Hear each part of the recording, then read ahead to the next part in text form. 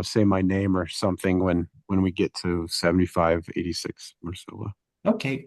Thank you. Thank you, Andrew. Yeah. Oops. Let's see, can I see the agenda? Yeah, so our can you see that, Ernest? We're at 3 Cedar Squares. Our Okay. Uh, 3 Cedar Square. Yeah, that's all I can see. It's just a heading. all right, so I'm going to Construction of a residential building on a vacant lot. okay, I see the applicants, Matthew Eckel and I believe Eric Zachary Yes, here. I see a Matt. Right, Good evening. Greetings. right, Eric. Is there anyone? I have Eric and Matt, or anyone else, Matt, from your team? That should be it from our team. And Joe, if you'd like me to share my screen, I'm happy to. Sure, sure. I think let me just read my staff comments. The applicant presented to the, so this is for 3 Cedar Square, application 25.09151, construct a new residential building on a vacant lot. My staff comments are that the applicant presented to the commission on November 22nd, 2023 for an advisory review for this project. At that time, the commissioners inquired about the existing trees and requested clarity and landscaping plans with attention to the existing retaining wall. They expressed that the proposed new construction was too dominant over the abutting structure at 1 Cedar Square and that a more sensitive setback and massing be explored. They also suggested relocating the proposed garage door to not be on the facade. The applicant presented to the commission on June 26, 2025 for design review.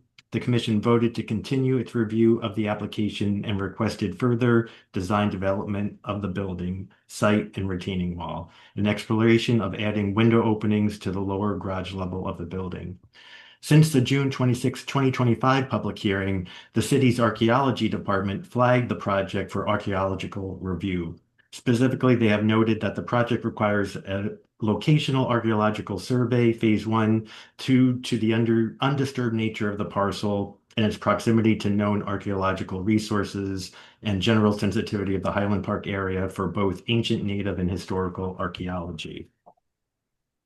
And I will just read my recommendation. Staff recommends approval with provisos, finding that the applicant has responded to the commission's comments made at the June 26, 2025 hearing and has added bays to the front facade consistent with others found throughout the district and has added windows to the lower level parking area of the building. Furthermore, the proposed height is consistent with the height of nearby buildings and its proposed setback from the street is consistent with the setback of an existing building at 1 Cedar Square. My provisos are that stones removed from the existing retaining wall be reused on site.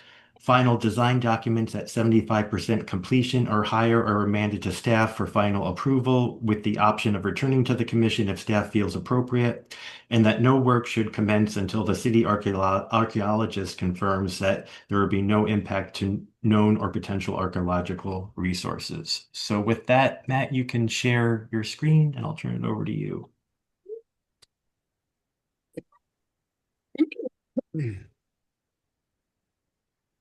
Great. Thank you, Joe, and good evening, commissioners. Hopefully you can see my screen. For the record, my name is Matt Eckel, an attorney with Fletcher Tilton on behalf of the project. As Joe mentioned, Eric Zackerson from Context Design, the project architect, is also with us. Mr. Cornish did a really nice job summarizing where we're at. We actually did meet with the archaeology department today and have a plan to move forward with their recommendations and requirements. As I understand it, we can still be approved this evening with that proviso, as Mr. Cornish mentioned, if the commission so chooses. I'll just give a very high-level presentation. I think the commission has seen this a few times now, and we hopefully have responded to all the comments. But what you're seeing right here is a revised kind of front elevation. I'll just point out here, we did add the bays. We feel, we heard the garage door comment. Unfortunately, because of the slope of the property and the width of it, it really didn't work to come in not on the front, but we really feel that the bays to the garage here kind of carries a natural look and feel that really blends into the building. So we hope the commission agrees that this is a good solution. We also put a lot more detail into the existing rock wall that was mentioned. We do need to remove part of this wall, obviously, to allow for pedestrian or resident and vehicular access. However, we plan to keep as much of the wall as possible or rebuild it, and also repurpose some of the wall in other portions of the property where appropriate. Just to go over again some of the comments and our responses from the last meeting. We did redesign the bays and include those in all of our drawings. We did add windows to the right side of the lowest level. We provided additional details and images on the existing retaining wall as asked for. Provided additional details on the proposed retaining wall. Sorry, my screen was a little cut off. We provided grading information as well as a drainage plan.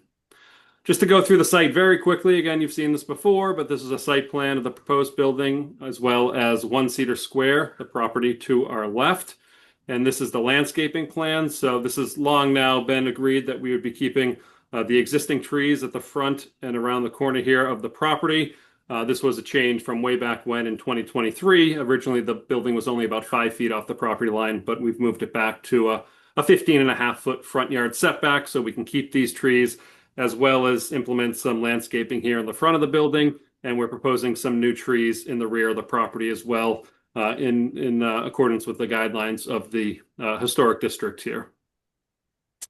These were the previous elevations. Again, they didn't really articulate the bays at all, and it was kind of a more standard rock wall in front, retaining wall, and the right elevations. It was a great suggestion by the commission. We did not have any windows on the lower level, which is predominantly a garage level, but also the main entry. So the proposed, we've now, as you can see, a lot more details with the bays, a lot more detail to the retaining wall, rock wall, as well as a number of windows here to really brighten up the lower level and give a lot more character to the side of the building. Similarly, in the rear, we have the rear and left elevations here. And we're showing a bit more detail of maybe repurposing some of that rock wall here as part of the retaining walls at the back of the property.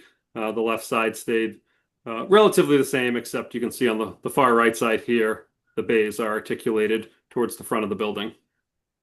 This is just, again, the front elevation that you saw on that original page. This is the Thornton Street context slide. So you can see, this was really done when we reduced the height of the building to show how we kind of carry this line. We're actually below the top portion of 1 Cedar Square. And then as that drops down to more of a 2-story building, you can see how we line up with that, keeping a consistent height and roof line. This is the Cedar Square street context. Again, you've seen this before. We're proposing this kind of step-down approach to Juniper. This is 1 Cedar Square with Thornton all the way to the left side of the page.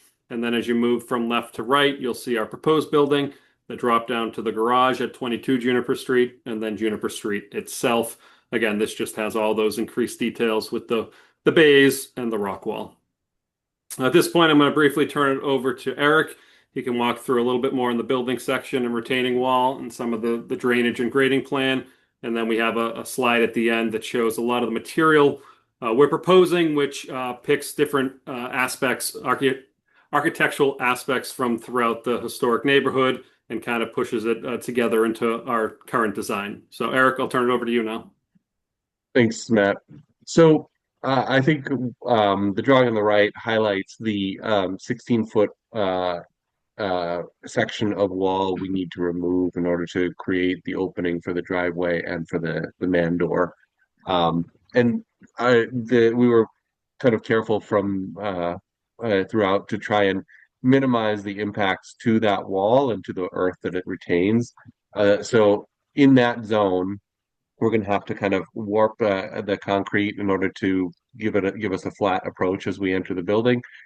Because the sidewalk, as you can see, slopes from left to right. So what we're going to do, what we're planning to do is remove that 16 feet of soil. And then I think, Matt, do you have the 16 feet of soil and of wall? So this is the wall immediately on your left as a pedestrian walking towards the building. We had planned all along to keep the earth where it is and try and preserve the trees that are there, preserve the plants that are there. as part of this, we had a retaining wall here. We're going to try and use some of the um, existing stone. It's going to be kind of tricky to remove 16 feet of this field stone. It looks like it's fairly brittle. It's not the kind of round cobblestone that you would normally see. It is um, uh, roughly square blocks of stone, but we're going to try and preserve some of those and use them to turn the corner on this. And then the rest of that wall is going to be kind of a retaining structure to keep the ground and the plantings as much in place as possible during this process. So you see right at the sidewalk on the left side of this drawing, the wall is about 3 foot 2.5 inches. And as it touches the front of the building, it's about 5 feet up. So it slopes up with the natural slope of this of the ground, and we wanted to, like the wall that's there now, not be much higher than the grass as you walk by. It'd be basically like a little bit, start out a little bit below guardrail height and end up below your shoulder. So that's the kind of culmination of what we plan to do with the stone that we removed from that 16-foot section of wall. Matt? Oh, and we also, it was asked that we advance the grading plan. These plans show how we are trying to retain the existing grading, not flatten the site, not raise the site, but retain the existing grading for both our neighbor at 1 Cedar Square on the left and for our neighbor at the garage at Juniper Street on our right. So these drawings are here. They're included as part of the set. This is a drawing that we had included previously that shows where we've um, adjusted the details of the original design to match things that we've seen kind of in the general area. And so we really feel like this is a building that grabs a lot of our favorite details and reuses them within the building. Great. Next slide. Thanks, Eric. I think that's actually the last slide is just a thank you. So I think that concludes our presentation. We hope we've addressed all the questions or requests, but happy to take any additional if there are any. I like it. I'm excited by the addition of trees and the preservation of the wall, and adding some space on the front yard for some landscaping. But I guess there'll be other people have other ideas. So we're open for comments. I like it as well. I think you did a good job responding to our comments. Just on this slide that you have up, I think you're just missing, if the intent is to kind of emulate the cornice, the traditional trim at the cornice and bay in that upper right-hand photo, I think you're just missing that little fascia board under the dental molding, which it just, to me, it looks a little abrupt how the dentals just stop. So I think it's just a little piece of trim that you're missing that I think will be the appropriate cap to this. But otherwise, I think you've done a great job responding to our comments. Thank you. Thank you. Any other comments? Yeah, I have one other question. Does that site drop off in the back? Yeah, Eric, you're muted if you want to take it. Generally speaking, it rises up very gradually to the back. The other way. Okay. Yeah. There's a point where it breaks and goes down because our neighbors on Juniper are lower than us, but across our side, I believe it is, and you can see it kind of in the right side elevation, right, Matt?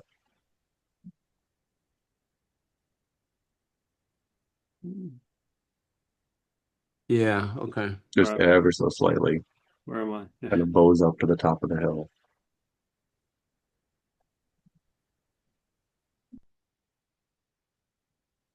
Yeah, nice. I don't know. You guys have any questions from any of us? Presenters? What we can do is, if I share my screen, we can go to public comment. Does that sound like a good idea? Sounds perfect. Okay, let me just get to that slide.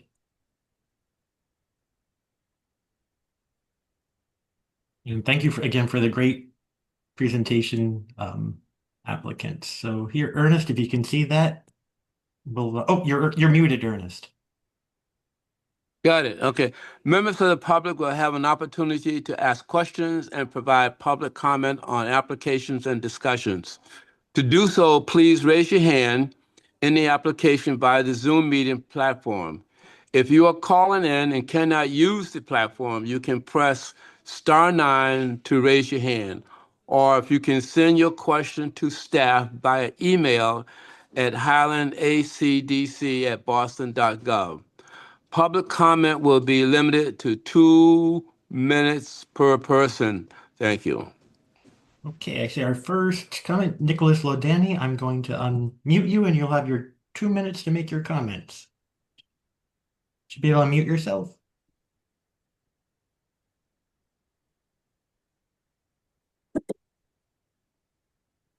Okay, do you hear me? Yes, yes, we can. Great. I get my 2 minutes of fame here. How are you all Yes, doing? thank you. In my studies of all this stuff, I'll try to stick to, let's say, this project and, whether I like it or not. I just wonder if on the record, when we approve these things, I've been discovering that we have to tie these things to standards and criteria. So I guess on the record, I like to ask for anybody to cite the exact standard and criteria in order to enforce, how this is approved. And additionally, the pattern I think of approving with provisos is kind of tricky. And I think you have to state the sort of the reasons and the compliance and the proviso should have a date of the drawings and they should be, explain the exact specific nature, and those need to be reflected in the minutes. I think one of the other commissioners brought that up in defense and support of her. It's very important so that the public can understand the basis by which these approvals are being met. Otherwise, it defeats the purpose. So I just nothing against or for this particular project. I just think moving forward, if that could be reflected in the minutes, I'd appreciate that. That we need to make an approval based on what specific criteria. In other words, when you build a big building, or a little building or trees. And that's all I want to say. Thank you very much. Thank you. Great. I'm not seeing any other hands raised or let's see here. I'm not seeing any other public comment, Ernest. I thought it was just my technology not working. I don't see any hands up either. Oh. All right. So where do we go from here, Joe? It looks like these guys have got the go ahead. They got the green light. Well, I think if someone would like to make a motion again, I will. I can reread my staff recommendation. Staff recommends approval with provisos, finding that the applicant has responded to the commission's comments made at the June 26, 2025 hearing, and has added bays to the front facade consistent with others found throughout the district, and has added windows to the lower level parking area of the building. Furthermore, the proposed height is consistent with the height of nearby buildings, and its proposed setback from the street is consistent with the setback of the existing building, 1 Cedar Square. And my provisos are that stones removed from the existing retaining wall should be reused on site. Final design documents at 75% completion or higher are remanded to staff for final approval with the option of returning to the commission if staff feels appropriate, and that no work should commence until the city archaeologist confirms that there will be no impact to known potential archaeological resources. And I know the applicant has already met with the city archaeologist, and that's all underway. I have one question. The archaeologists, do they give you guys a sign off? Do they write something down on a piece of paper that's part of the document packet saying that they've looked over the site and didn't find any bullets from yesteryear or any, cocaine bottles? Well, what the proposal is that, and the applicant has agreed, they'll hire an archaeologist that will do test pits and a grid across the property just to see if there's any possibility of any important resources. And those could be related to the 1830s house next door or possibly earlier. So that's sort of the first step. And if something is found, then further study may be required. But the city archaeologist will sign off on all of that. Okay, that's good because I guess the first thing they have to do is locate where the outhouse was located. Right. And I think everything got thrown into that, and so once you find that, you probably find a gold mine. Now, is that sitting on a ledge for the most part? Is that a piece of ledge? I don't know if the applicant knows. I know, this parcel has never been developed. There's never been anything built on it, so that's why it has some potential for some intact resources. Okay. I think that I would like to also say that the only person who commented was saying, are we following the rules that are set up to determine what we can and cannot do? And if we can include that in our evaluation of this project, I agree that that's something that the public is interested in knowing. Yes, in my recommendation, I did reference the height. So under new construction, the criteria, one of the criteria is height and one of the criteria is setback. So I mentioned those in my comments. Yeah, I think it was 15 feet. I think it was 15 feet on the front yard. And you're using the stone. You have to take out the 16 feet from the stone to get the door and the driveway in. And I'm just leaving it up to your discretion how you're going to use, those stones that you take out. I'm assuming you'll find some way to use them in and around the landscaping. So, yeah. And I think we did ask for the type of trees you was planting, but, you're putting them in there. So that's a good thing. The biggest trees you can get on sale. All right, so I think the next would be, if there's no further questions from the commissioners, would be if someone is ready to make a motion. So the chair is now entertaining a motion to move forward with this project at 3 CEDAR. I will make the motion to move forward and follow the staff recommendations. Okay, it's been moved in second that we move forward with 3 CEDAR Square following. Who was the second? Who was the second? Or you, Ernest, you were the second? Or Angela, I think did Angela make the second? Oh, I thought I was making the motion, but I'll take that as a motion. So, okay. So we need to second that? yes. So we have Page Academy, Angela, the second. No, but I'm going to vote for it, but I'm not going to second it.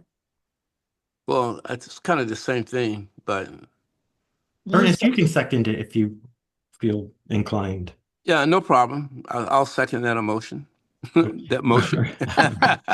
Commissioner, I'll do the roll call. Commissioner Costin? Here, present. Yes. Yeah, okay. Commissioner Ward Hyatt? Yes. Okay, and Commissioner Cook? Yes. All right, thank you. It's been moved in second. Yep, so Pass. Eric and Matt, we look forward to hearing about the archaeology and we'll keep in touch.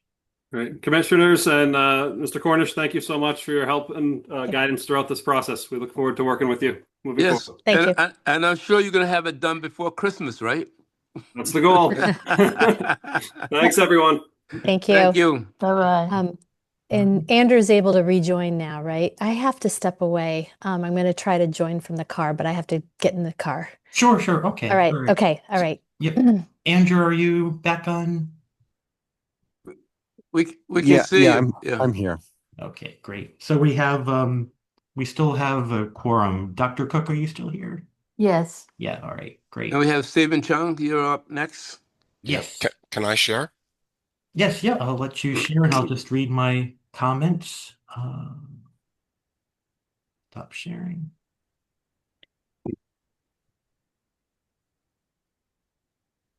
Great. So this is application 26.0113, 75 and 86 Marcella Street. Stephen Chung, construction of 2 multi-residential buildings on vacant land. For background, the Mayor's Office of Housing has worked closely with the Boston Planning Development Agency in land use planning and establishing development and design requirements for the Marcella Highland project area.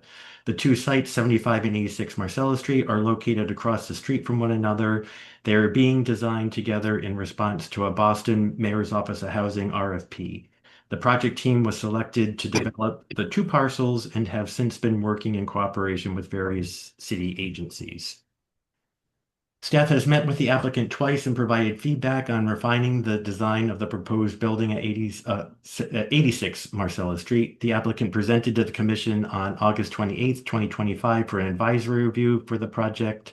Commissioners discussed the proposed cladding materials, transformer location, and landscape details, including tree replacement, retaining walls, and exterior rock outcroppings. Commissioners were generally in agreement that the proposed new buildings were appropriate for this area of the district. And I will just read my recommendation. Staff recommends approval, finding that both new buildings respect the heights of the nearby buildings and maintain the rhythm of the buildings along the streetscape. Final design documents at 75% completion or higher are remanded to staff for final approval with the option of returning to the commission if staff feels appropriate. So, Stephen, I'll turn it over to you. Andrew, do you have your hand? Yeah, I just had a quick suggestion. I don't want to hold you up, Stephen.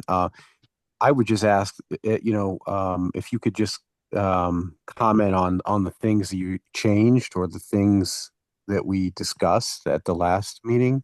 It might speed up the process, unless there's something really critical that you feel that you want to reiterate. I mean, no, I hate to. Actually, I'm so sick, so I'm sorry. My colleague Paul is also with me, so if I can't make it, he's gonna take over.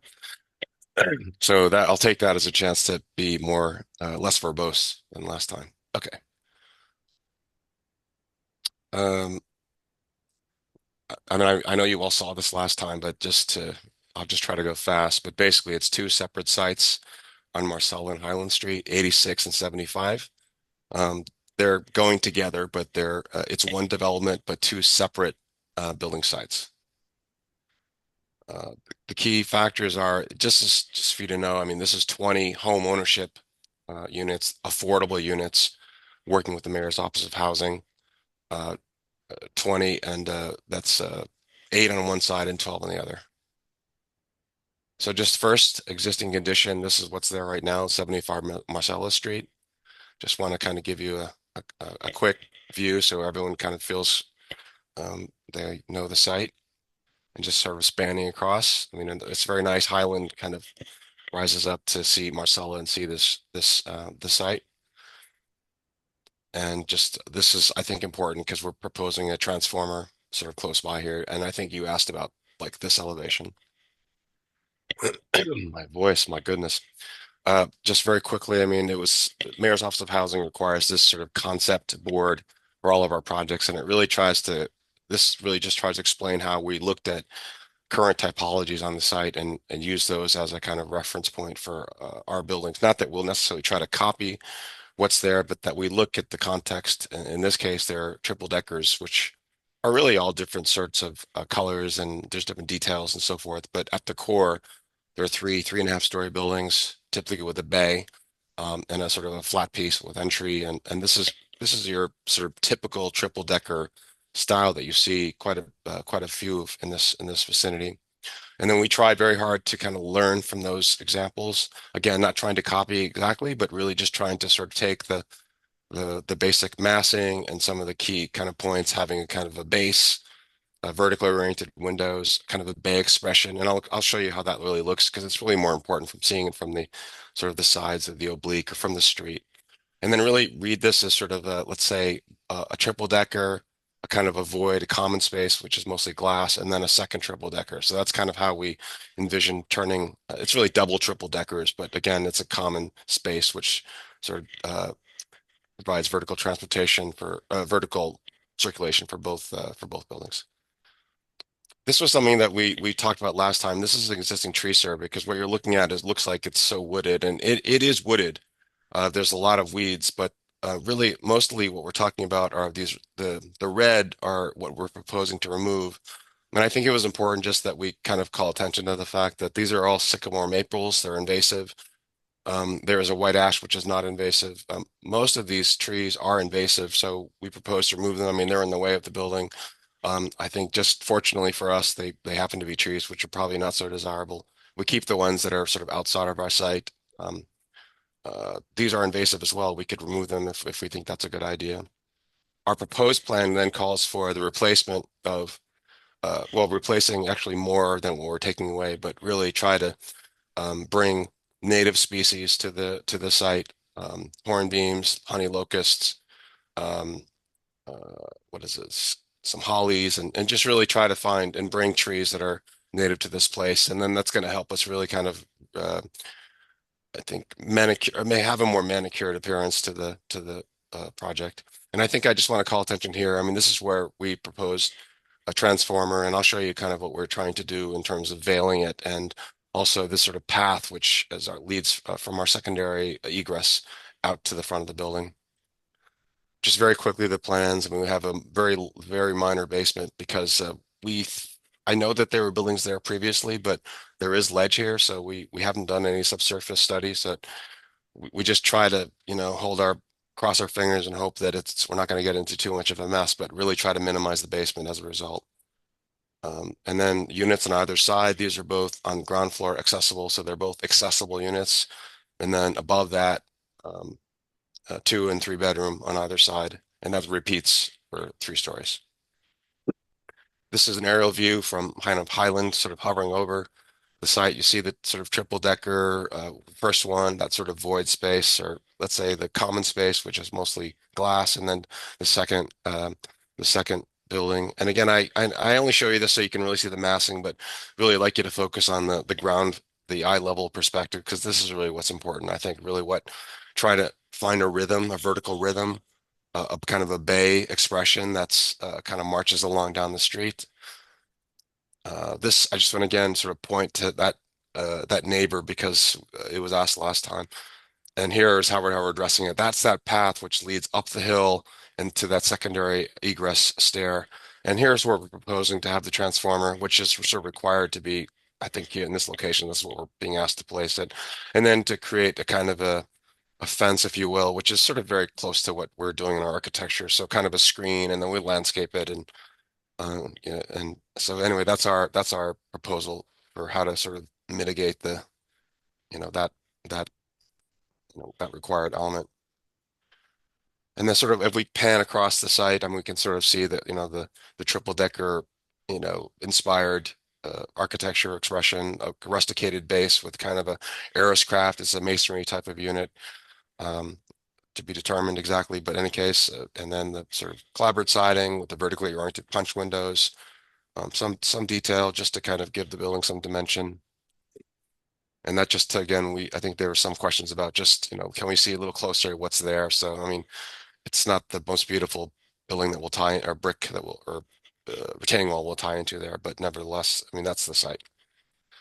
And then the last view, so that's what I was sort of pointing at. It's really not as nice as that, but in any case, that's what's there.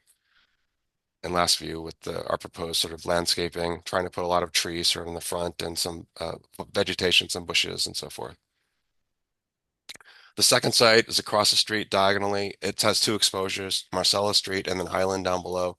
Again, looking like a lot of trees. I'll sort of show you that site plan in a second. Just panning across the site. This is really a building that inspired our design, kind of row house typology. But let's keep going right now. And it's not sort of great right now, as you can sort of see, being used for parking and just overrun. And then this is in a Highland Street looking up towards the site. Right now, it's a bit of a mess. And then the neighbor to the left of us. And again, this concept board really kind of explains how we're looking at, I mean, that side of Marcella Street, there's a lot of these sort of not triple decker, row house style buildings. There were brick buildings. Many of them were burned out and have not been replaced over time. But this is a one that we built actually not so long ago. So we really tried to look at that sort of brick with mansard type expression, a row house type of expression for the inspiration for what we're doing on Marcella Street. And I call it a hybrid because on the other side, I'll show you that we really then go back to the triple decker. It's a little bit strange if you hear about it, but if you sort of see it on the street, hopefully you'll sort of follow the logic. So here's the triple decker housing typology on Highland, and I'm going to show you when we get into it. So this is existing site plan, the tree survey. And again, the yellow is really highlighting all these invasive, which is sycamore maples for the most part. So all invasive, and we'll remove all of those. And of course, they're sort of standing in our way of our building, which just happens that they're all invasive. So I guess we were sort of lucky in that respect. So 16 trees to be removed, and there should be 16. So 60 will replace the same number, but with different species, obviously, some oaks, some dogwoods, a tupelo, some hornbeams, and then a pin oak, and then really try to we'll develop this landscape further, but this is kind of the concept. Bring again native trees to this site. This is the lower Highlands is one level lower than Marcella, so we have a kind of a ground level where we have, it's not a basement exactly, it's sort of partially underground with some mechanical and so forth, and as well as egress. But really the main entrance is on Marcella Street, and you can sort of see that there's really 3 blocks. Those 3 blocks have 1, 2, and 3 bedroom units. And that sort of continues as we go up, or actually this becomes a 3 bedroom unit that sort of takes over that middle space. But anyway, goes up. And then I think the last plan, this is something that, as you'll see, which we worked out with I think Joe in previous meeting, and then I showed this to you last time, where we really pulled back that top floor, and I think people agreed that that was a good massing move to really kind of I don't know, just coming up the street, it seemed better to sort of pare away the massing there. So we did that, and that just shows you the plan. So it became a 1 bedroom. Okay, aerial view of our proposal on Marcella Street. Again, look to the building to the right, and really that's kind of the inspiration for how we're addressing this building. And then kind of coming down Marcella Street, you get a sense of its expression. And then looking the other direction along Marcella Street. And then now we're we're kind of flying over Marcella Playground, and now we're looking at this building. This is why I call it a hybrid, because the building kind of changes and it has more of that triple decker type of expression which we're doing on 75 Marcella Street. And you can sort of see that top floor pulled back. And then this was an earlier option where we had pulled the building had sort of was repeating all the way to the top floor. And then, this is what it sort of looked like. And I think with some work with Joe and then we showed you this last time, pulling this back, I thought it seemed like it helped a lot. And I think from the ground floor, I think hopefully that sort of feels better when it's pulled back. And then, so that's what that looks like. And then I think that one of the last comments you had to do with, did we study mansard expressions, which are, common to this area? I said that we had done many, many studies, but I'll just give you kind of an overview, which really had different types. This was really having an expression at the sort of 3rd floor level, which you see in many buildings, something like this, So, I mean, I put it there. I didn't like it, but in any case, I put it there. I just sort of show you that we did try to look at it. We thought about maybe we can do something on the top floor again. And I think in a certain moment, I feel like I'm trying to force something, but nevertheless, I did want to kind of show you that we did try. And then I thought, well, maybe the shadows just have some more of a framework, and the shadows could create something interesting at the top floor. And, at a certain moment, I really think that, these are affordable housing projects. They're passive house requirements.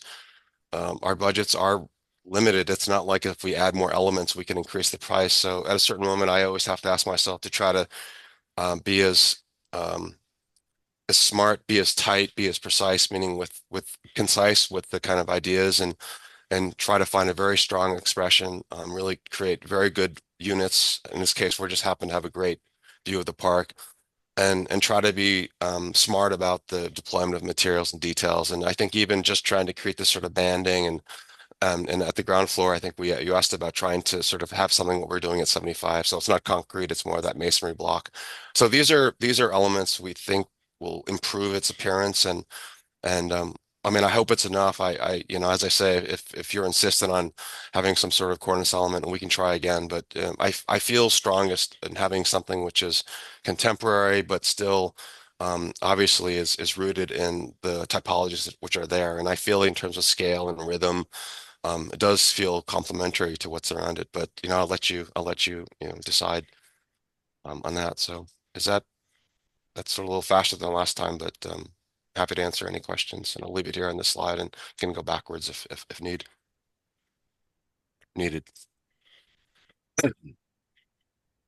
The building, Sorry. the gray on the building, is that a part of this white building as well? The white part of the building? When you say proud, do you mean forward? The gray that's moved This right back? here? Yes, Is it part of the building? yes. Yeah, it's the top floor of the building.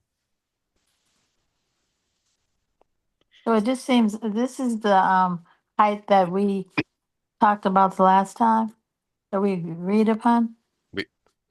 We did. Oh, it just seems higher than I remember. No, well, I only simply kind of readdressed the landscaping a bit. We use the masonry units as opposed to concrete. Those are the differences in this perspective view. The new mansard look. Thank you, Stephen. This is a great presentation. I think I agree with you. I think it does feel forced when you try to put a big cornice up there. So let's unless the other commissioners, um, say something else, I would agree with you that that let's just leave it off. And I think it's a contemporary building. It's a new building. Let's leave it contemporary. Did I keep calling it mansard? I meant to say cornice. I'm sorry. No, I'm yeah, sorry. no, I maybe I made a mistake there. Yeah, No, the, I made the mistake, but it's I mean the it's cornice a the it's a cornice side is cornice, yeah, that I think that you were trying to explore different yeah, options yeah. there. And it doesn't fit on a contemporary building. Like this building should be of its time, you know. Um, I would say, if we can try to choose a darker color for that rusticated base for both buildings. I Yeah, think that would be good. no Something to problem. try to in line with, the color that you might find in Roxbury pudding stone. Is there a transformer on this building? There is. It's actually up in this location. It's It's at kind of hidden. that Uh, one is more hidden. We're a little bit more fortunate with that one. okay, so we may not really see it from the street. I don't it's at there's double parking. Let me go back. Oops. It would be here. Okay, So there's a okay, little driveway and then there's port transformers there. okay. Yeah, I think the attempt you made to shade or hide the other transformer is good. Thank you. Um, yeah, I think you pretty much hit upon everything we commented on. I would say maybe if we can consider some sidewalk trees, maybe you can work with, I don't know if it's the Public Improvement Commission or the Parks Yeah. Department. Maybe they can buy the trees, so that you're not dipping into your affordable housing budget. But it'd be good to see some sidewalk trees there Yeah, in I front mean, of both in the previous buildings. design, I showed trees there because that was kind of my wish. But this time I said, you know what, I should really show what's there. So I would like to do that. So that's something that we'll work on because Yeah, it just helps. It helps the building, it helps the street. So right.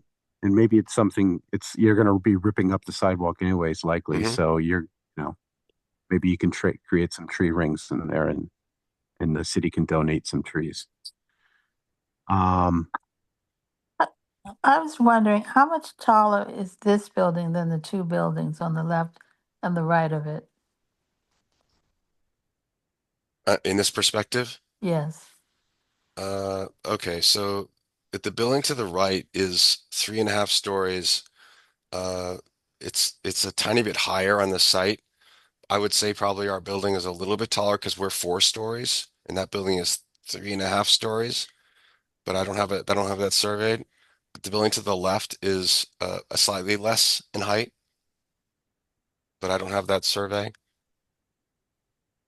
So it looks like it's about 3 stories also on the left. I think when we did this, let me show you when we went through this with the city. Uh, Let me go to the existing additions. What we really kind of looked at was the height of the buildings across the street because they are actually they're higher and they're really at a four. I mean, they're really 4 stories this side of the street.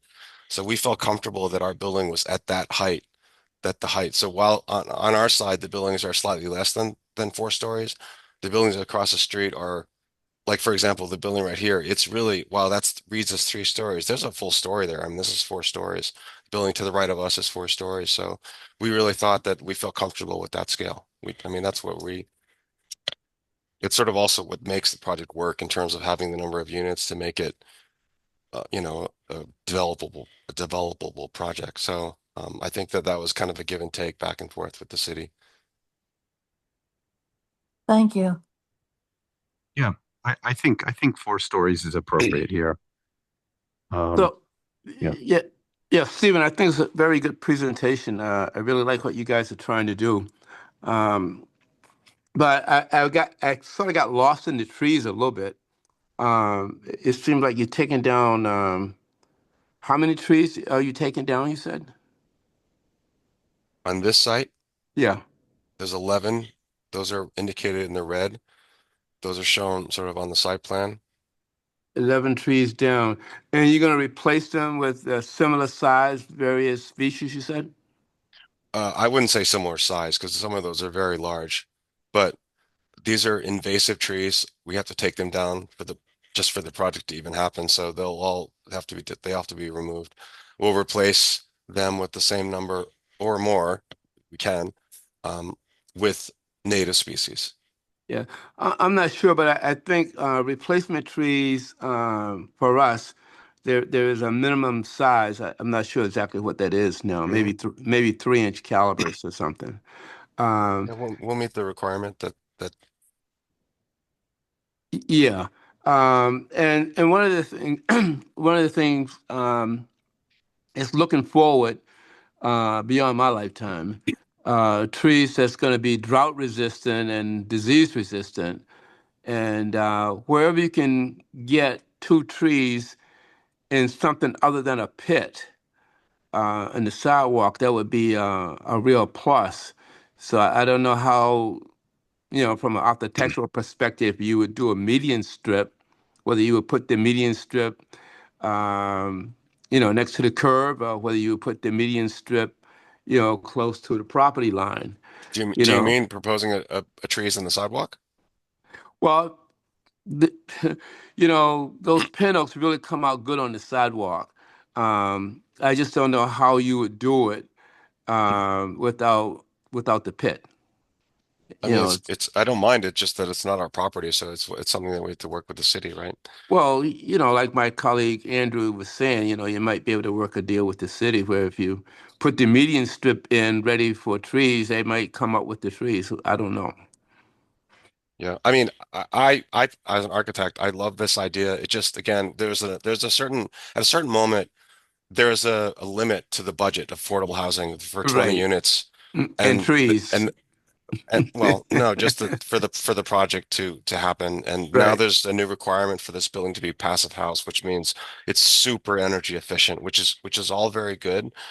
But the budget didn't increase. So meaning our allowance has not increased. So it just makes it more challenging. So we're really trying very hard to do a really good quality design. And then I would love to say yes to every single thing possible, but I just have to be realistic too, and just try to do a really good design and something that we can deliver and not overpromise. So I'll just say that I would like to try to do what you asked, but just know that if it doesn't happen, it's not that I'm trying, not I didn't try. It's just that there's a certain limitation we have. So that's all. I just Yeah. want to kind of Well, yes, just underscore that for you guys. If this was market rate and we could kind of keep making it better and better and better, we think, okay, but then somebody will pay more for it. So we could probably go in that direction, but we don't I have understand. that. Yeah, we don't I have that. understand, Steve. Okay. Okay. I totally, Okay. totally get it. It Thank you. doesn't matter what size the budget is. The landscaping is always the last piece, and everything runs over except for the landscaping. So I would hate to think that you would skimp. It's a nice looking project. I like it. But I would really like to see, you know, something other than 1 inch trees. And I know that trees will have a better chance of surviving in a sort of a median situation as opposed to, in a pit. And I think just sort of getting whatever was available rather than something that was sort of proven to be resistant to diseases and drought, because I don't really see a lot of people really taking care of the trees, water them, so forth and so on. So, so you got a lot of trees to replace, and I would just like to see some thought go into, the species. Yep. I mean, we did. We already replaced the elms that you asked for last time. Given that you said that the elms have this, they're susceptible to disease, so we removed the elms and replaced them with different species. So, I think you want to replace those with Zircovias. yeah, I mean, we had elms, we replaced them with hornbeams. But I mean, again, Yeah. if that's something that's important to you, then please just mention that. We can do Yeah, that. Zircovia it's a nice tree. It looks like an elm and maybe a lot cheap and easy to grow, and it's sort of, and pin oaks make for great street trees along as well as the locusts. Okay. Yeah. No, you sound like you're the tree expert, so it's fine with me. Not an expert. I've been, dealing with them Yeah. for 20 some odd years or Yeah. Yeah. so. That's So, fine. That's fine. um, We don't mind to vary the yeah, species so that. yeah. And Yeah. holly makes a nice shrub also. It makes a nice evergreen shrub year round. Holly. Mm, Make sure you get male and female though. okay. And Otherwise we you won't get definitely it. want to. Otherwise you won't get any berries. Yeah, we definitely want to mix in some evergreens because we've noted in the past that the buildings look great during the summer, but they look a bit bare in the winter. We want to make sure we have the mix of evergreens in there as well. So that's Yeah. something we've been trying to do with our projects going forward. Yeah, holly would be a good choice, I think. Thank you. Yeah. Any other comments, questions? Ernest, maybe it's time to go to public comment. I can share my screen and we can. I would love to go to public comments. It seems like we got a lot of people. Oh man, we're ready to go. Let's start them at the top, Joe. All right, let me get to our script. Just give me 1 minute.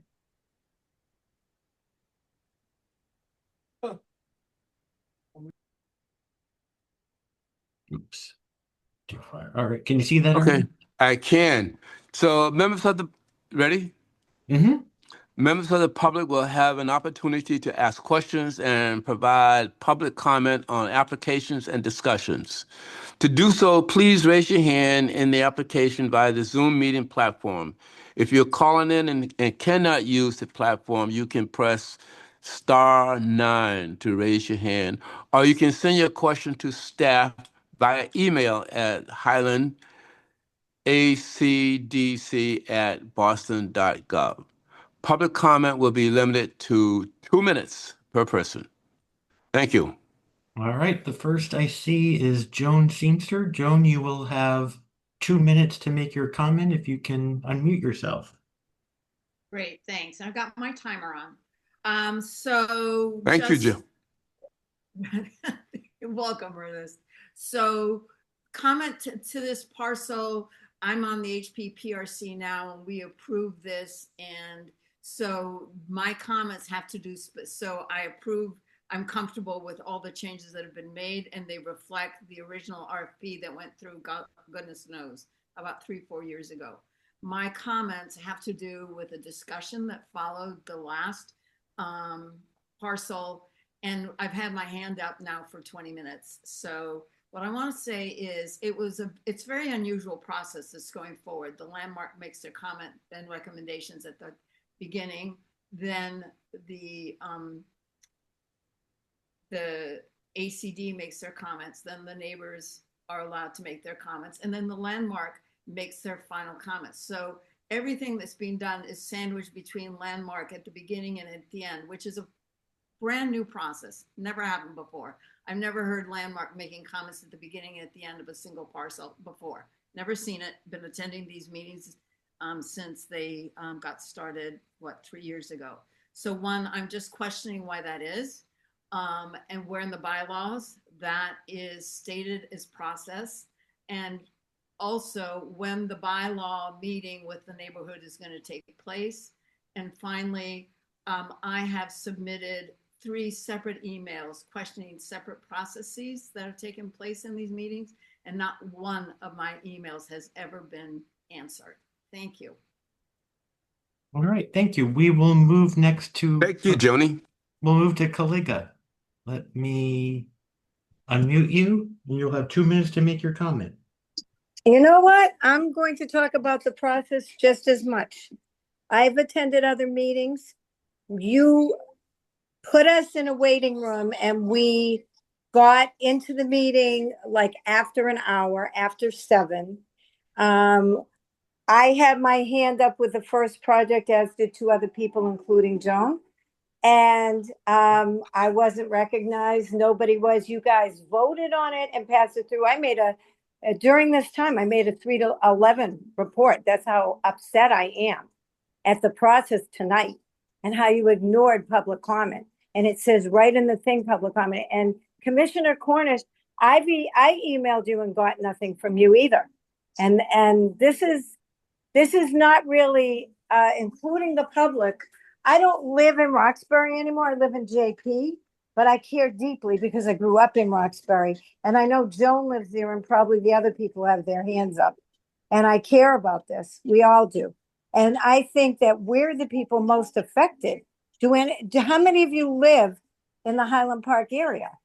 This is not right that you let us wait this long. It was rude, actually. And then you didn't call on us and voted the first project through without listening to public comment. I don't understand this at all. I'm pretty upset. Thank you. Okay, thank you for your comment. We will move next to Nick Laudani. Let me unmute you and you will have 2 minutes to make your comment. Wow, Caligia is really making my point. She's still in the emotional state. The rudeness of it is something separate than the law. I mean, I just want to read. I've got 2 minutes about the process, and I just want to read back to what Randy was saying about the trees. Again, I know you stated that, certain stuff about the building size, but you really have to be quite specific. And in terms of the trees, there are laws in our standard criteria about the trees. It says the intent of the landscape standards is to preserve the overall nature and human-made landscape. Features that define the characteristic, blah, blah, blah. I won't take up your time, but protect contributing trees during construction, retain contributing trees, required for any mature tree. It has to be like really like an emergency, by the way. So to Randy's point that, we are not, even though we might like this project, and by the way, to Joan, I support the project, okay, in the concept, but I don't support the process that we have to be really focused on here, or we will lose this neighborhood. And the purpose of this place is to follow the standards and criteria. And there's many other things. And I just want to say on the record, and I'll be quick on this. I want to please put this in writing, because that's a law too. The OML law states that you are to put in writing, some of the stuff that we talk about, So, I just want to read something about standards, the height stuff. Again, I'm not against this project. I'm against this process, but it's very clear that the passages require, quote unquote, compatibility with the prevailing most common patterns of height, massing, setbacks. And just to make a joke sort of about this is even the presenter made a Freudian slip. He says, as you can see, those are mostly 3 families. Well, you bet that's a Freudian slip, because that's what's truly, that's the characteristic of the neighborhood. So, if it doesn't prejudice me to say okay on this one, fine. But I've got much bigger fish to fry, as you all know. But this has got to change, and we have got. And the other thing, real quick, I want to say is that somebody said something about the landmark, or Joe mentioned this. This is all not according to the law. The law states that in 772, we're the first people, not the last. And it jeopardizes talk about the integrity and the harm of the public, is that the lawyers told me recently that the harm that I would create by causing this disruption, well, that's nothing compared to the harm you're doing right now to the due process and to the goodwill of the people of this neighborhood. And I don't care about the size of the buildings as much as I care about these people and the trees. And maybe the trees have more rights than I do, it turns out, in standing. But it's really important to focus specifically on these very specific standards and criteria. Otherwise, you're going to keep hearing from me filing OML meetings violations. Thank you. Thanks, Nick. David. Joe, you muted yourself. We'll move to David Black next. You should be able to unmute yourself, and you can have 2 minutes to make your comment. Okay, thank you, Joe. I just wanted to, I like this project a lot, but I did want to remind everyone that I made a comment at the last hearing about the treatment of what you're calling the mansard level, the top floor of the buildings on Marcella Street. And I looked at the building you referenced, the existing building you referenced, which you've already done along Marcella Street. And unfortunately, I don't know if it's possible to pull up the slide that shows the front of Marcella buildings. But my point is that I don't read, sorry, other side of the street. Yep. Is it 75 that you want, or? It's the other side. Yep. Oh, this there one. we are. Go back. Well, even this one's fine, actually. I mean, we can agree or disagree on this. I'm assuming that the commissioners thought about my comment, and I say you can agree or disagree, but this doesn't read to me as a mansard roof. When you compare it with the building that you've already built, because the top floor, the facade is just a vertical extension of the front facade, it doesn't read as mansard. And I really think it would help blending with the neighborhood if those top floors were treated as a true mansard. And like the existing buildings, that they didn't go vertically up to the 4th floor. I submitted a set of photographs, which I don't know if the commissioners have seen this or not, but I think they clearly illustrate how that existing building on Marcella Street sticks out like a sore thumb. So that's David, I'm sorry for interrupting. David, how do you define mansard? Well, I think to me, mansard has a slope in it. If you look at the existing houses along Marcella Street, on the row houses, the brick houses. Okay. Top right there, you'll see that the top floor is not a vertical continuation of the front. Got it. It steps back.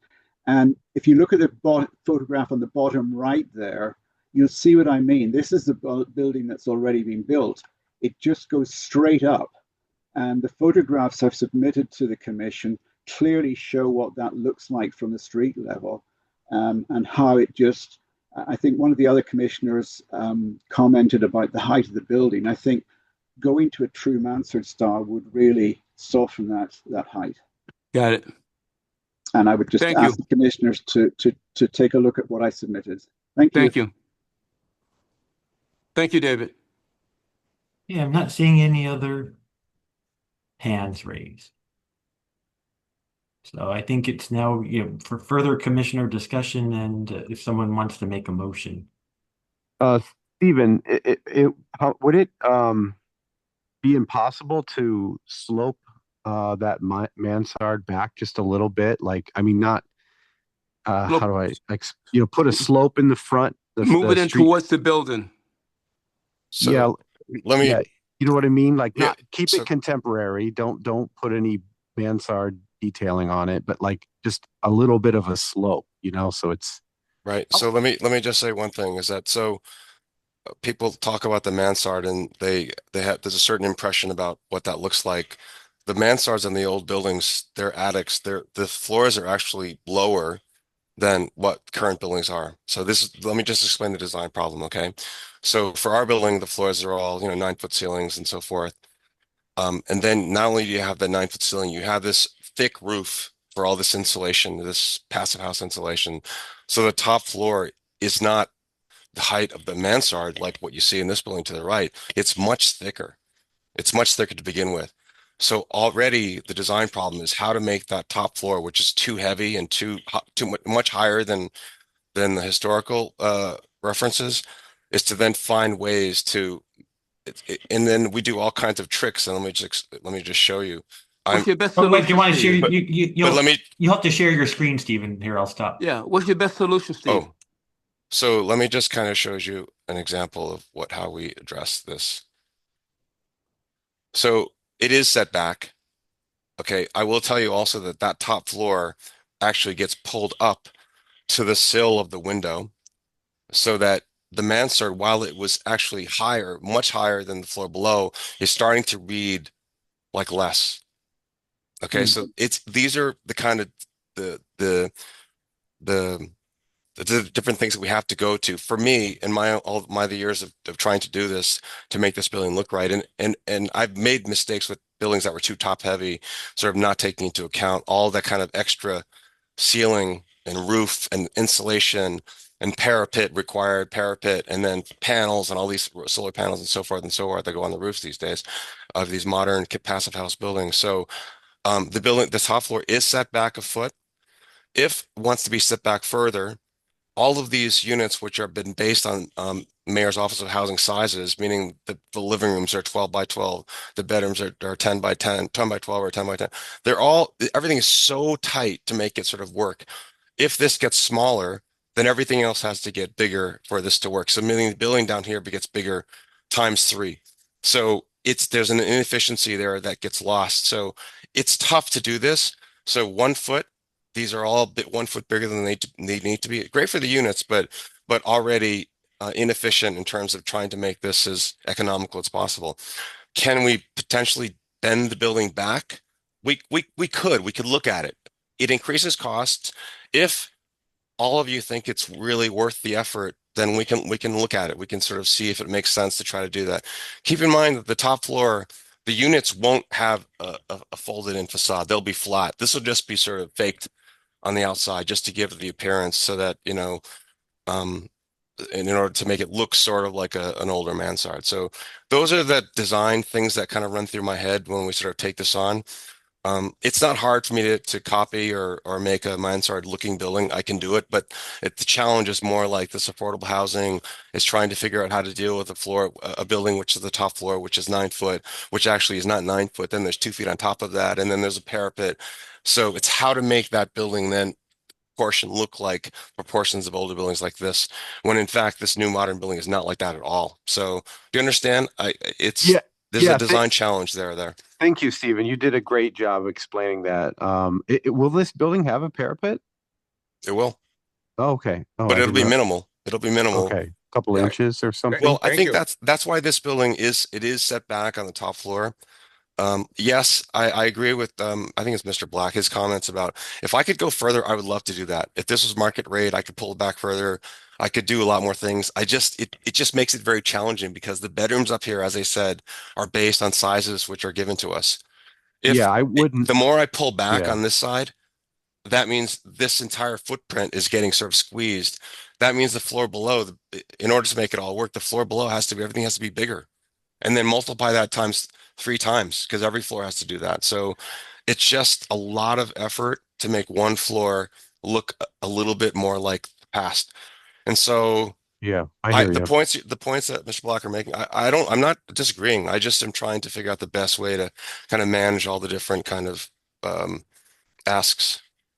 Right. Understood. Yeah, we wouldn't ask you to push back the top floor. I wouldn't. I think it looks fine as it is. Or just the idea of possibly making a slope, where the top, where the cornice would be is set back a few inches from where the base of the window would be, right? But I think inches really wouldn't do it. I think in order for that to work, I think it really has to bend back at, like 2 feet it needs to be a good amount in order to do what, again, Mr. Block is sort of recommending, which I think that would be, it could be very attractive. It's just that look at the profile. So that would get bent back and then the side, how do I deal with the side? And that gets bent back. Yeah. And it just, I don't normally do this, but I just want you to kind of sort of enter into the design kind of realm and just sort of see the challenge. And if someone has good ideas, I'm open to it. I mean, this is something we wrestle with all the time. I mean, this problem Yeah. of the top floor, how to make the top floor look thinner and more like the old, when in fact it's actually much taller So for the Understood. modern building. moving the back a foot would not make a difference, or would make a difference? That's a foot right now. Okay, and another foot would be too much? Well, it's just that, as I say, every foot, let's say the bedroom up here Makes is, it smaller, well, right? it's 10 by 10. Now it's 8 by 10. That's too small. So Okay, I have got to, I can't do that. It's not allowed. Got it, got it, got Good. it. Okay. I'm satisfied with your answers. I thank you very much. I don't know if anybody else has anything, but I think we're ready to make a motion. Do any other commissioners have anything? I hope that Yeah. helps Mr. Black, by the way, to understand kind of the challenge, because I don't think what you're saying is wrong. I just think it's trying to reconcile these different kind of challenges. I know. Sound like putting 10 pounds in a 5-pound bag, right? And what do you have, Stephen? Something like 8 inches of insulation in the roof of this Well, building? now the passive house requirement is now it's R72, so it's getting very juicy up there in order to make it very energy tight. Got it. Okay. It's bigger than before, even before. It's increased, which again is really good from an energy perspective. And again, like, so I know we want to look like the past, but that past is not, and that's not a passive house. That's a leaky, thin roofed, no uninsulated attic. We have to put, double the layer of insulation on this building to make this building perform very well. So it's a totally different kind of building, and that's why it's tough to sort of say we should look like the past. It's not the past. It's just we try to then find. Again, we have to, it's not a science, like an art, to try to figure out how to make it feel compatible, sympathetic, but not the same. It's just not, I don't think it's actually honest to sort of make it look like the old, when in fact I would have to go to incredible gymnastics to try to figure out how to take this super thick ceiling and make it look thin. And I don't have to do lots of things. I don't think I can actually do it given the parameters here on this one. Got it. I have no more voice. I'm sorry. No, thank you for doing this while you're sick. We appreciate that. Yeah, I think we're ready here. So Anything else, Joe? Yeah. No, well, I see David Black has his hand raised, but he was over his 2 minutes already. Give him another shot. I mean, we got a minute. Okay, Mr. Black, if you can make it brief, please. Well, can you hear me? Yes, we can hear you. If you can make it brief, Yeah. please. Stephen, I get it. I understand the design issue. And it was, I presume, however, that the top bedrooms could have a sloping wall. And maybe the 1 foot back becomes 6 inches back, and there's a 1 foot slope, a slope to 1 foot.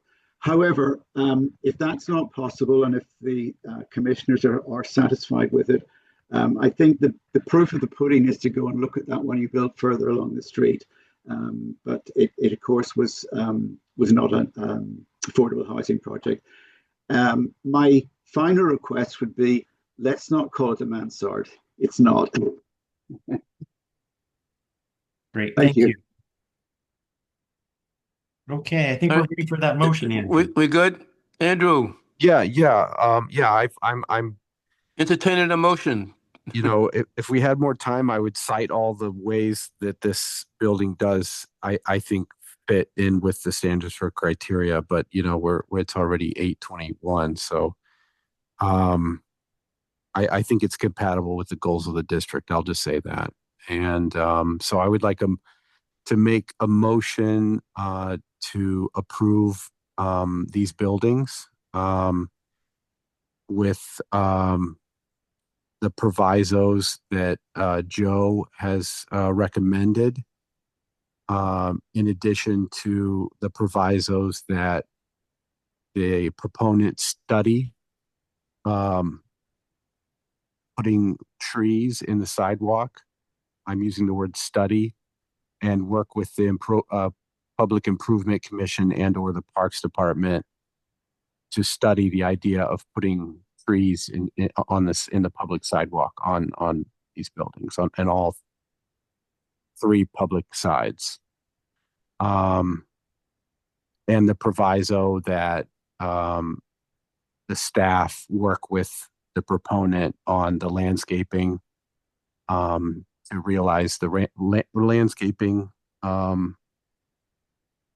and to refer to the most up-to-date version of the City of Boston tree canopy ordinance for further requirements for the trees, and to protect the existing trees during construction, the existing trees that are to be remaining, and to study the color of the rusticated base to match a tone of pudding stone. And that's it. You got anything, Joe? Yeah, I got my the proviso that Andrew mentioned was final design documents at 75% completion or higher are remanded to staff for final approval with the option of returning to the commission if staff feels appropriate. So if that sounds good, we could have a second. Okay, Angela, you want to add anything or second it? No, To both? both. Okay. So it's I will second that. Okay. And so it's been moved in second. So I'll do the roll call vote. Commissioner Shelburne, Yes. Commissioner Costin, Yes. and Commissioner Cook. Yes. Okay. Thank you. So we can move next to. Congratulations, Stephen. Thank you. Thank you very much. Oh, let me Good if you could job. stop sharing your screen. Let me get back to one more project. 40 Linwood Street. Mark, are you here? Can you hear me? Yes. Good evening, everybody. How are you? Good. We're We can- fine. Let me just I can't see you yet. Okay, there you are. Yep, he's here. Just get to my comments. Let me see if I can. This is application 26.0209 HP 40 Linwood Street, renovation of existing house and construction of a two-story addition. Recently, the building's exterior cladding, shingles and clapboards, trim work, windows, asphalt roof shingles, and rear garage addition were removed without a building permit. Several trees have also been removed without the approval of the Highland Park ACDC. Ooh. The city's archaeology department flagged the project for archaeological review, and I know the applicant's been in touch with the archaeology team and agreeable to work with them. Specifically, they have recommended monitoring as work goes on. And my final recommendation here, staff recommends approval with provisos, finding that the existing building will be restored back to its original appearance with some minor alterations, and the new addition will complement the scale and character of the existing structure. Also, the applicant plans to replace the trees removed from the site with native trees. My provisos would be that final design documents at 75% completion or higher are remanded to staff for final approval, with the option of returning to the commission if staff feels appropriate, and no work should commence until city archaeologist confirms that there will be no impact to known potential archaeological resources. And what that means is there will be a monitor as work goes on. So Mark, do you want to share your screen or would you like me to move forward? I think Lynn's going to speak first, and then I'll try to share my screen if I can. Okay, who's he? Am I able to share a file, just like a file for us on your? Well, you'd have to share your, if you have a presentation or whatever you have on your screen, you can share. But is there someone else you would like me to make a co-host? I guess I'm all set to speak, I guess. Okay. Lynn, George, are you there? I don't see, what are their names? I have to make Lynn and George Luce. George and Lynn DeVal. Ah, okay. 1, 2, 3, 4. Okay. About fourth one down. Yep. All right. They are co-hosts now.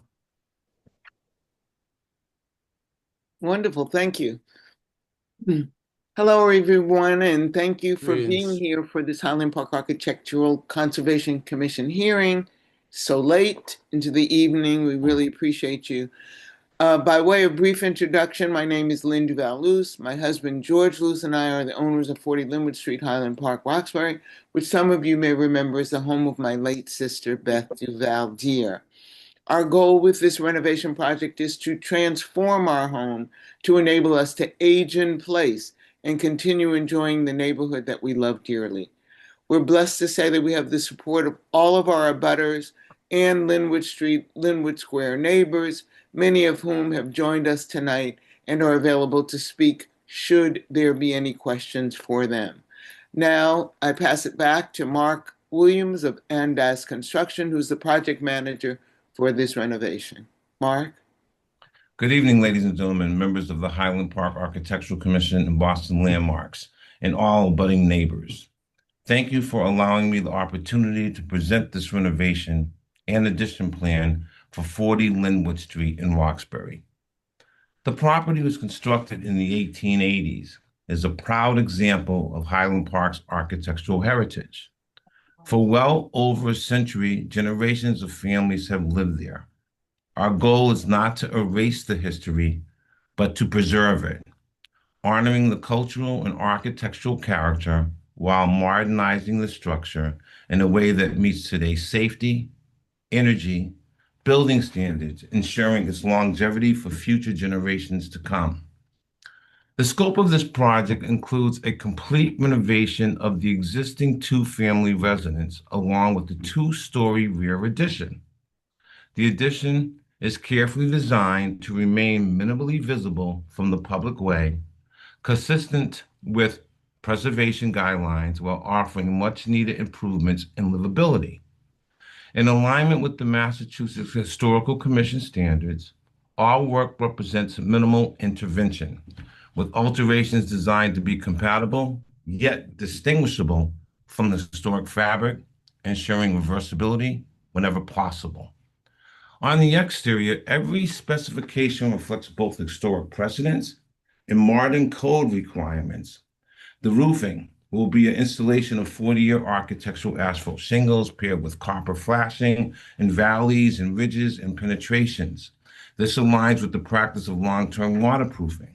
The water management will be gutters and downspouts will be handled discreetly from the public view only by aluminum 6-inch gutter downspouts with visible, paired, and copper drip edges, ensuring compliance with stormwater standards. Excuse me, Mark, just so you know, are you sharing your screen? Because we don't see anything. So, I mean, if you want to show your presentation, I think it would be helpful as you talk about these things to show some images. Okay, I don't see why you're not seeing that. So let me just try to see. Hold on.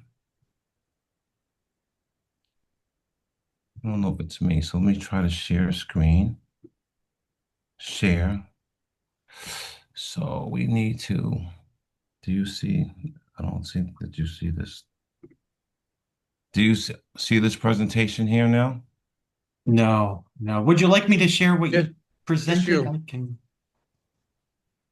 you see it, Joe? Oh, wait. Oh, it's coming Can through. you Here see we that? go. Yep. We see it now. Okay. So All right, we good.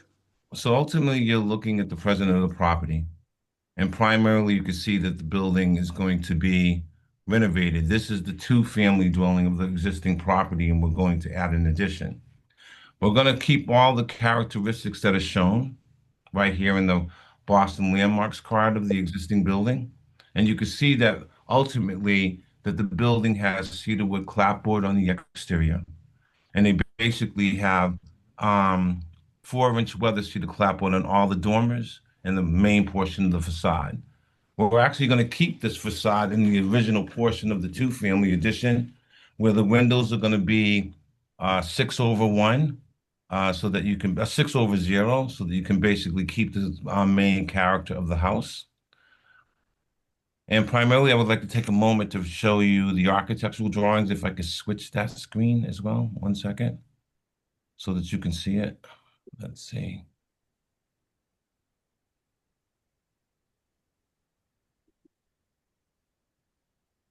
Can everybody see the drawings? Not yet. Still not? Yeah, they're coming through. I think it's just a little delay here. If you go to the next page. Mark, you need to scroll to the next page. Okay. Can you see that? We see that those are photos of the existing house? Yep. Okay. I don't know why you all can't see that. Okay. Click on the other page, but below it. Can you see Okay, that? there you go. Yep. We see the floor plans now. All right, so you can see that. So I'm going to keep going. So this is actually the existing house in its present format, as you can see. Elevation. The elevations, right? So you're showing the right elevation and you're showing the front elevation. And this is showing the rear elevation and the left elevation of the existing house. So let me go, but this is what the house is proposed to look like, which is still keeping the same characteristics of the house.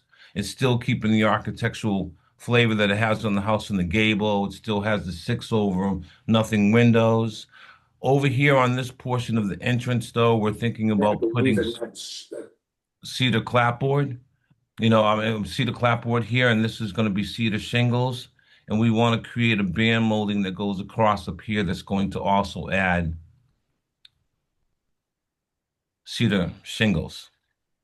Right here, you're looking at the proposed right side elevation where you can actually see the addition. The addition is the 2-story addition, which doesn't go all the way up to the back of the house, on the back of the house. So it's basically 2 stories. It's a deck that comes off the back. All the windows that you can see here are going to be still 6 over nothing. And this is also now showing the rear elevation, keeping all the characteristics of the main house that you can see with all the gables and dormers. So all the windows are going to be, we're proposing Anderson CS400 series and clapboard for the actual facade. And we're going to do cedar shingles on most of the gables.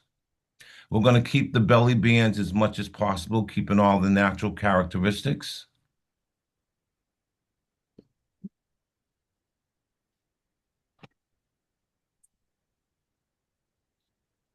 And I want to bring up the other presentation if I can.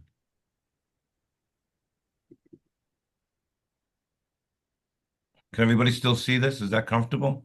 Can you all see that? Hello? Yes. Yep, we can see that. We see the existing house again. Right. So you can see when you look at the original card, the main house looks the same, and the addition of itself is still pretty comparable with what the main house looks like. We do have as our architect on board with us, Hezekiah Pratt, who's also here with us this evening on the Zoom. And if you have to answer any questions, he's available to speak as well.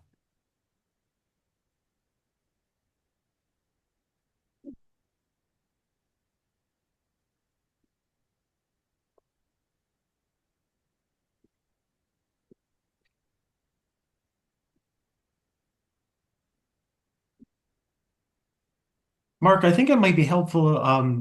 Could you talk a little more about the trees that were removed and your plan to replace those? Sure, absolutely. I'm going to scroll down. Sorry for 1 second, if I may. This is our tree plan. Can everybody see that of the existing trees? Can you make it a little larger? I can, absolutely.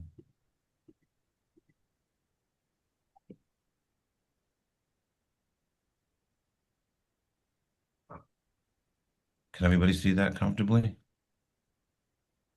I'm sorry, how many trees taken down? So we took a total of 5 trees down that were major and some saplings and some old bushes.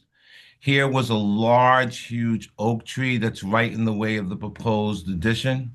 And over here we had a maple that was heaved in the driveway, which was going to be the access to the new driveway in the rear. And over here we had a pine tree that was located, that was removed, that was going to be in the way of the addition as well. And we had a small maple here and a couple of small maples here. I do have pictures of that. So you removed about five trees, you said? Correct. So here's what we actually really moved. So we moved one oak tree in the rear yard, a pine tree, a maple tree, and some weedy invasives.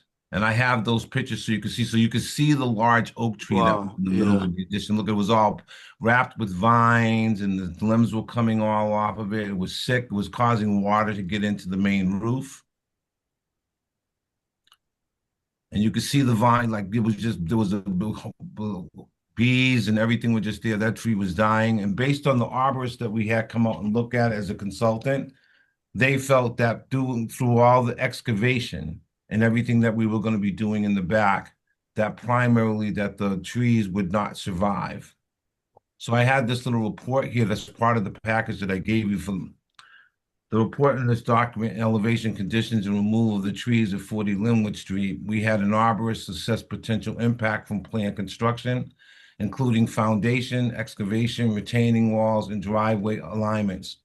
Multiple trees were determined non-viable due to 50% root zone disturbance from excavation and grading, long-term decline from invasive vines, lacking of pruning and neglect and watering, structural defects and conflicts with proposed developments. Per the arborist in the Highland Park Architectural Commission guidelines, removed trees will be replaced with site-appropriate species to restore canopy, health, and ecological value. The trees exhibit root compromise, crown dieback, and structural instability. Excavation will be 50% impact of roots and zone, increasing risk of failure. Several specimens are classified as hazardous trees, so the removal and mitigation planting is recommended for safety for the site and long-term canopy for stability. So the object here is to primarily to restore the canopy and health to strategic planning. And we would like the consultation between the local arborist and the Highland Park Architectural Commission to where we restore and put the trees back on site, because the owner would like to put the trees back on site. So those are where the trees were. You can see pictures of the trees. There's the big pine tree in the far back corner, the oak tree, some of the small maple trees that you could see here on the side were intertwined with the fence, and the fence separates the neighbor's property, which was also heaving their driveway. Yeah, I'm sorry, and what are you going to replace them with? Similar species or like. All right, so you're going to go back with the oak tree and another pine tree? Correct. Yeah, I mean, actually, you could upgrade to something that would be a lot more drought resistant, and it's something that would be probably more free of disease, because some of the older trees from the age of the one that I can see there probably was doing really bad, and if planting another one of his species probably wouldn't really do that much Right. better, you know. Yeah. So just sort of Look how upgrade big it. that oak tree was. Yeah, I can see. Yeah. We did meet with the archaeological people, and they decided that they would be okay, and they wanted to be able to use this as a project for monitoring while we're doing the excavation. Yeah, the Arboretum probably could be a resource without a cost for some selections and various sizes. I assume you want to get something similar in size. Correct. Mark, I'm going to interject to say that Speak for the Trees which offers consultation services with Nice. Yeah, they've already agreed to help us with this process. All right, so they've signed on then. Yes.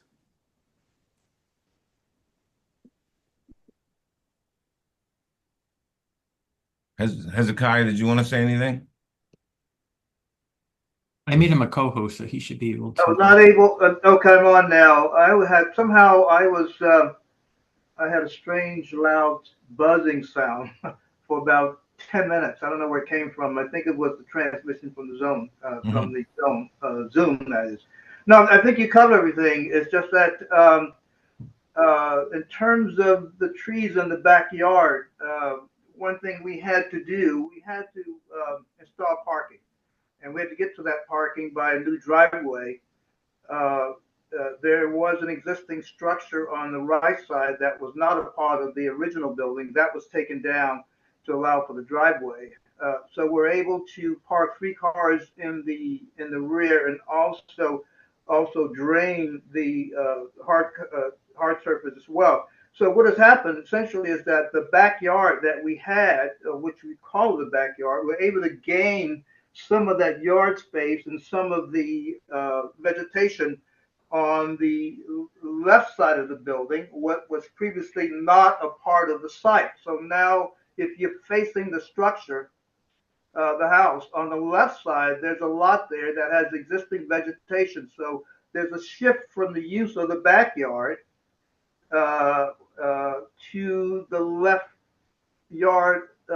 side of the building, which now becomes a fairly nice side yard, which has some existing trees already.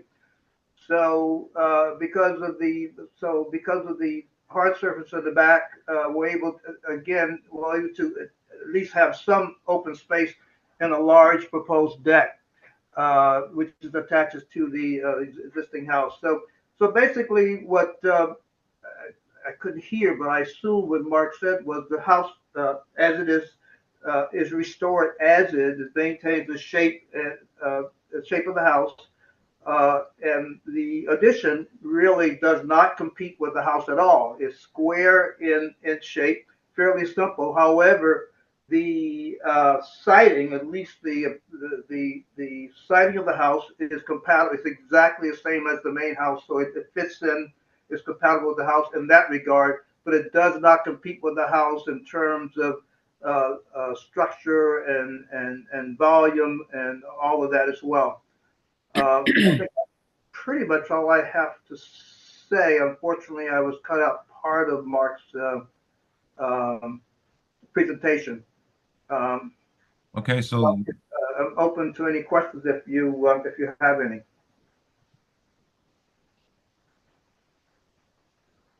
I don't have any. It looks like a very interesting project. Is it okay to jump in, Ernest? You want to jump in with, yes. Just some comments and questions. Yeah.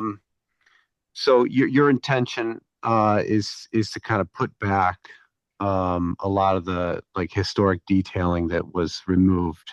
Is that correct? Absolutely. Okay, great. That's awesome to hear. I'm very, you don't know how happy I am to hear that. And the siding you're going to use on the historic part of the building is you're going to try to replicate a shingle, like a cedar shake. I mean, you don't have to use wood, right? There's more modern materials that replicate that look, but that's your intention? Absolutely. What we were really thinking to do, if you're really looking here, let me see if I could switch to the other elevation. Yeah, from this, I mean, these elevations kind of show it as clapboard siding, I would say. Yeah. Right. So the gable at the top, I would like to put a belly band or some type of molding that separates that, kind of like what we have that separates floor 1 and floor 2, to be able to put cedar shakes here, which would be nice. And also to actually the new entrance where we have right here, to have this be cedar shakes on this portion here. So that you want to use real. When you're looking at it from the street, you still have the arched window at the top. You have the sundial here below these windows. You've got a nice belly band with the frieze board and molding that's here, and cedar shakes that will go here around this entrance on this elevation, so that when you're looking at it from the street, you can actually see that. Yeah. Was there a belly band up there near that, half window originally, or no? You're adding that? Let me show you that. I don't think there is. Yeah, I would just I would go with how it was, that would be my recommendation. Doesn't look like there was a belly band up there. Is that what it's really called, Joe? I don't know that terminology. Well, I mean, like, it just kind of would be like to kind of switch it from the siding to the actual cedar shingles. It would be nice to kind of show some dental to keep the character around it. I'm not necessarily sure that you have to do it, but it might be good because you see how they have it here on this side? Oh, right. Yeah. You see how they have that little molding that's kind of right there? So they have the cedar clapboard. And then someday they tried to put shingles there, but it really didn't work. Okay, so there is existing clapboard on the house. On the first floor, yes. On the first floor, yeah. Oh, okay. I thought the whole thing was shingle style. I thought the whole house was shingle style. No. Okay, I'm seeing Joe shake his head no. So okay, I got it. Yeah, no, I think Andrew, I think you're absolutely right. I think it should be put back together as much as it was before the shingles and clapboards were removed. So Correct. So I think, the first floor should be clapboard, and then the second and third floor should go back to the shingle shakes. Okay, roger that. I agree. I would, and the addition seems fine to me. I would consider having that just be clapboard, or maybe it's a slightly different color so that you can distinguish the two, the historic part of the building and the new part of the building. Mm-hmm. I would actually prefer that they read as two, not the same exact style, right? So you can read the two different. Does that make sense? What I'm saying, like Well, maybe you don't really. The thing about the juxtaposition of the addition to the main house from the street, you really don't notice the addition at all. I mean, you have to be further down the street to even see it. So the building itself stands alone. I agree. Possibly you can differentiate the addition from the house itself, but when you're looking at the house itself from the street, you really the addition is hardly noticeable. The house itself stands on its own. yeah. Perhaps maybe that addition probably, if anything, matches the lower part of a house, which I think is clapboard. Maybe that addition is clapboard.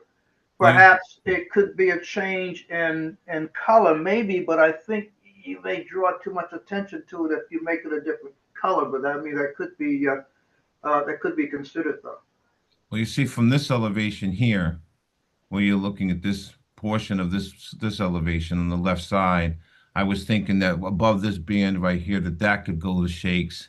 This could be shakes in here, which also picks up the shakes here. Now, from the rear, if you really wanted to, which people wouldn't see, you could keep this all the clapboard that's all in here, but you actually could put shingles here if you really wanted to. Yeah. Actually, what helps is the topography of the site. The backyard slopes down a bit, which lowers the addition. Again, de-emphasizing the addition and maximizing the impact of the house itself. Can you see this building if you that addition if you're in the Cooper Edward Cooper parking lot? Can you see the side of it, or is it? Yeah, you'll be able to see it from the Edward parking lot. You will be able to see the side of it. Yes. Yeah. Okay. All right. Yeah. I mean, I don't know if the other commissioners have any comments. I think I'm ready to hear public comment.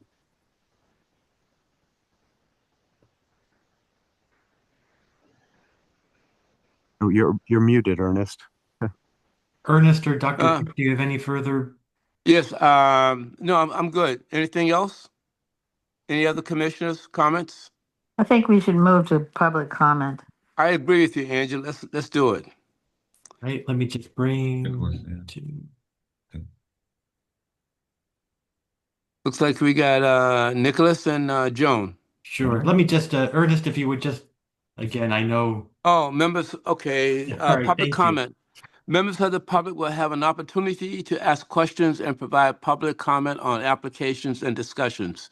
To do so, please raise your hand in the application via the Zoom meeting platform, which we all know how to do. Mm-hmm. If you are calling in and cannot use the platform, you can press *9 to raise your hand.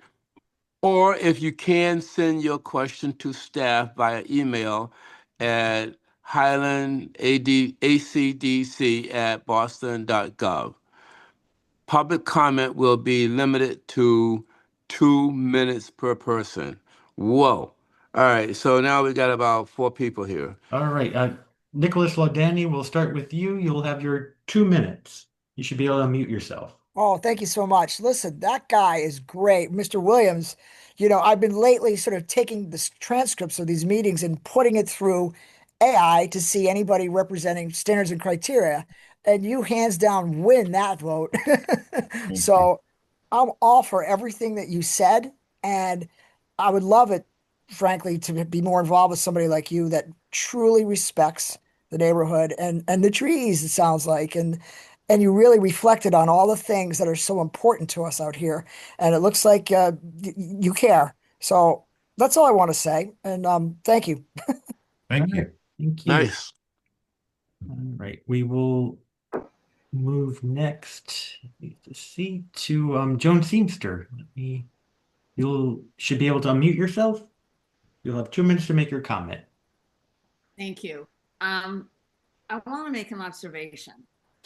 One of the standards and criteria of the ACD is that any alterations to landscape features, including tree removal, must be reviewed before the work is undertaken. That did not happen with it. I know it didn't happen because the neighborhood became aware that the trees were going down, and the neighborhood was very concerned. Trees are a big issue. That's why they're specified individually in the standards and criteria. I'm not here to say anything other than the obvious. You either adhere to the standards and criteria of the ACD or you don't, and in this case, it was not.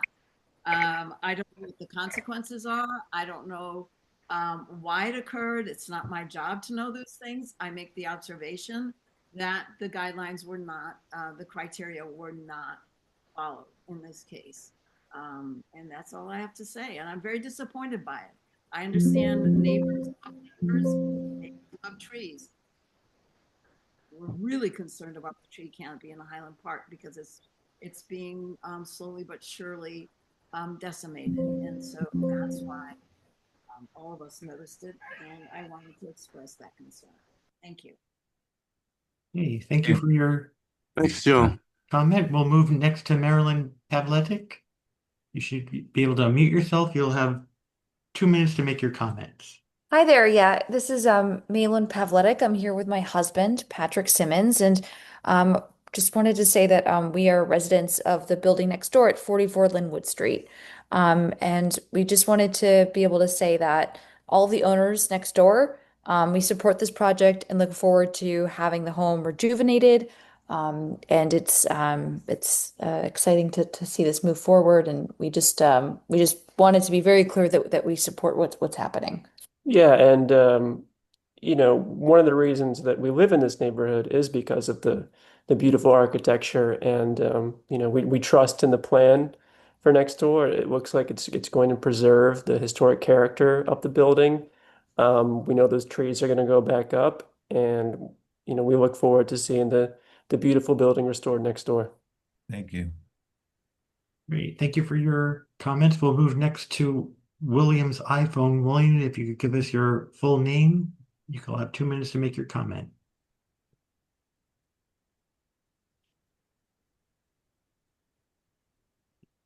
You should be able to unmute yourself, William. Not my phone. Try one more time. William's iPhone? Yep, trying to unmute him. Oh, wait, let me try once more. It's not Mark, right? No, mine's right here. William, do you want to try once more to unmute yourself?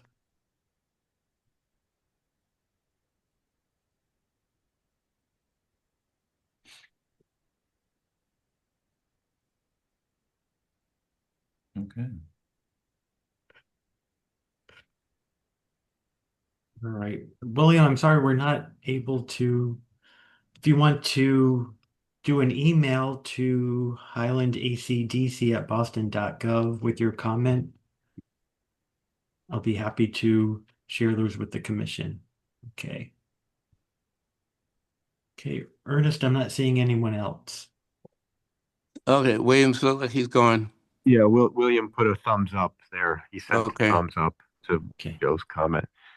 So I just want to respond just very briefly to Joe's sorry.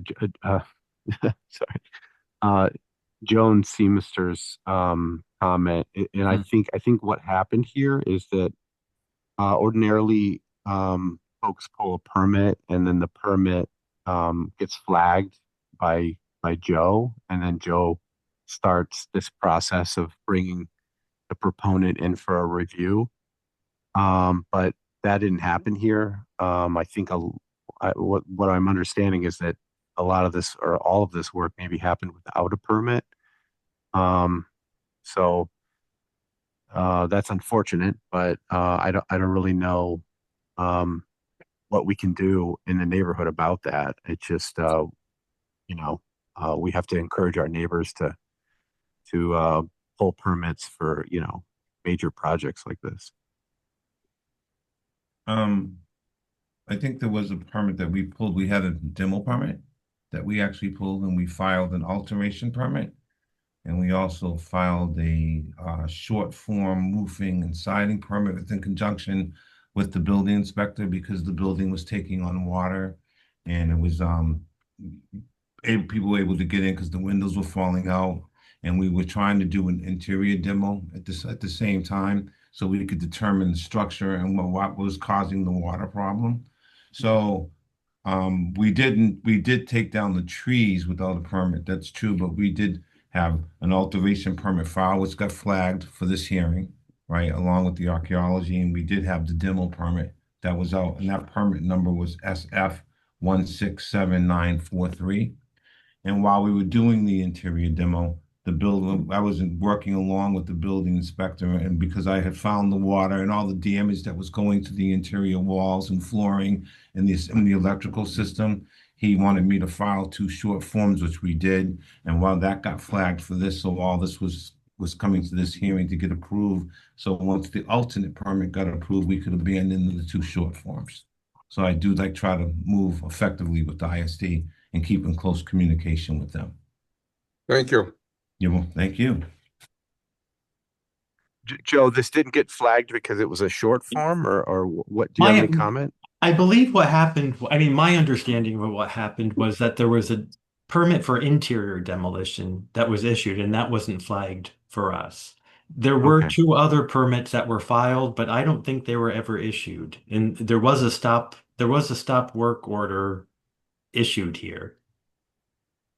So right. I believe there are 2 other building permits that still have not been released because they were flagged for our review. Right, so we met with the building inspector because he wanted us to pull the short form so that we could at least get the building weathertight, but we did not want to complete any of the siding or any of the roofing without the blessings of the Highland Park Architectural Commission for what we could actually put back there, but we got the building secured so it wouldn't take on water. Good. So who's the building inspector? William Solberg. I think our understanding is that the long form will not be issued until we get the proper approvals from the Landmarks Commission from your group. Okay. And actually, and I think what happened was the alternate permit got flagged, and then the roofing permit got flagged, and the siding permit got flagged. All 3 of them got flagged for approval. So we just did what we could do to emergency to get the building secure until everything got approved as far as what we could actually put back there and got sign off from the design committee. And then recently we got flagged for archaeology, which we met with immediately to try to resolve the matter, which they came out to the site on the 23rd and approved what I said earlier in the meeting. Okay, it seems like it's all getting straightened out. Okay, do commissioners have any more comments? I think we're ready to make a motion here. It's 9 p.m.